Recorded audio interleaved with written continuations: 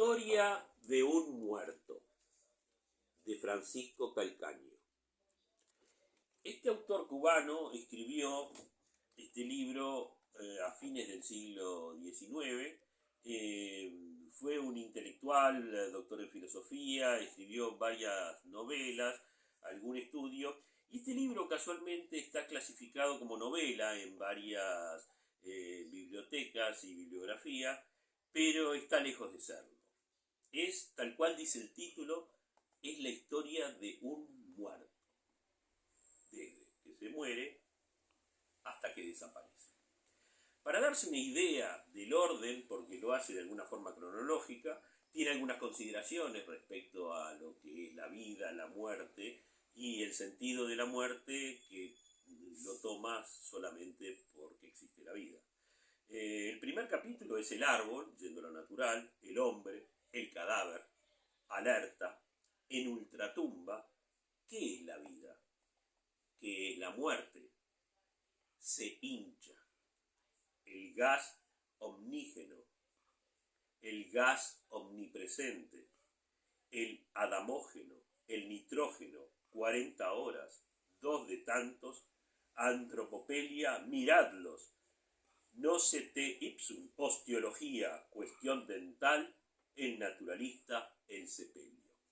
Casualmente al final hay un capitulito que se llama El alma, que es esto, varios puntos suspensivos, con lo cual nos deja ver que el autor por lo menos es un materialista.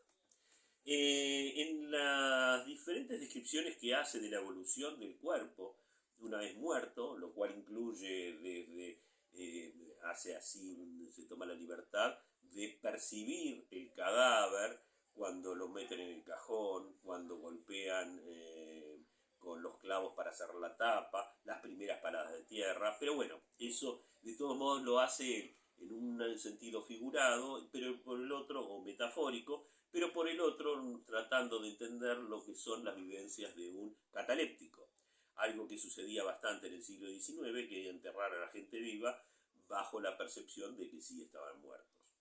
Luego pasa al desarrollo del cadáver tal cual, o sea, el muerto efectivamente muerto empieza a tener determinados cambios.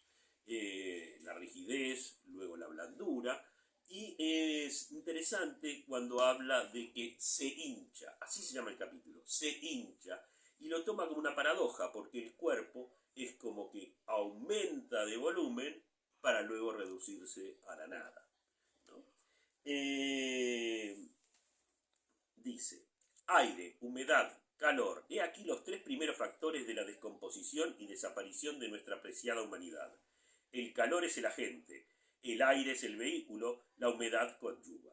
A medida que pasan horas, el cadáver se hincha, se hincha. ¿Por qué se hincha? Pierde fluidos, brota gases, emite miasmas, se disemina en la atmósfera, engendra organismos y, sin embargo, gana en grosor. Se hincha, se hincha. Esta hinchazón, él descubre que de todos modos la intumescencia, o sea, la hinchazón en el vivo es cosa que sobra, y en el muerto no es más que un preámbulo, un efecto de expansión de los fluidos que demandan salida y la hallan, no por un cráter como en un volcán, porque no hay una montaña que arroje lava, sino cuerpo que se convierte en ella. Y estas partículas que emana el cuerpo, según el autor, son muy perniciosas, como beneficiosas son las de los jóvenes. Él explica que hay quien las expide antes de morir. No en otra cosa consiste la cualidad contagiosa de ciertas enfermedades. Y qué mucho si en vida y en aparente salud pueden ser emitidas. Del cuerpo de todo anciano se desprenden partículas morbosas y del joven robusto emanaciones de vida. Los romanos conocieron esta verdad y para alargar la vida de los senex, o sea, de los ancianos, lo rodeaban en el lecho y mesa de robustas jóvenes que lo revivificaban con la emisión de aquellas, aunque asegura, bueno, ahí cuenta alguna otra anécdota. O sea que habría emanaciones de gente joven que se transmite a la gente más anciana, prolongándole la vida o curándole la enfermedad. Bueno, luego el cuerpo pasa a la rigidez y ahí es cuando, o digamos después de la hinchazón, es cuando aparece el interesante fenómeno de la fauna cadavérica.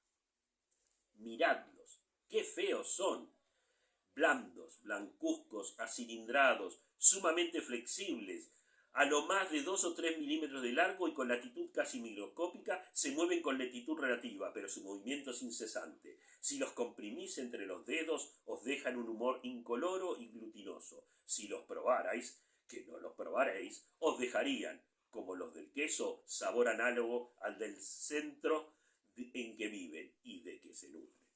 Y pasa a ser un relato de todos los tipos de gusanos que invaden el cuerpo hasta reducirlo a su mínima expresión y prácticamente quedar lo que se podría entender como lo eterno, que es casi que son los huesos. Porque los huesos, si bien son los que permanecen y los que solemos encontrar en algunas tumbas, no serían tan eternos. Pero lo que sí es eterno es el cabello. Los cabellos son mucus animal y aceite concreto, que es rojo en aquellos cabellos rojos. Tienen además fosfato y carbono de cal, azufre, sílice, óxido de manganeso, de hierro sulfurado, pero en cana no hay aceite colorante. Son la sustancia orgánica que más resiste a la corrupción. O sea, que de todo lo que nosotros somos en vida, lo que va a quedar para la eternidad es el cabello.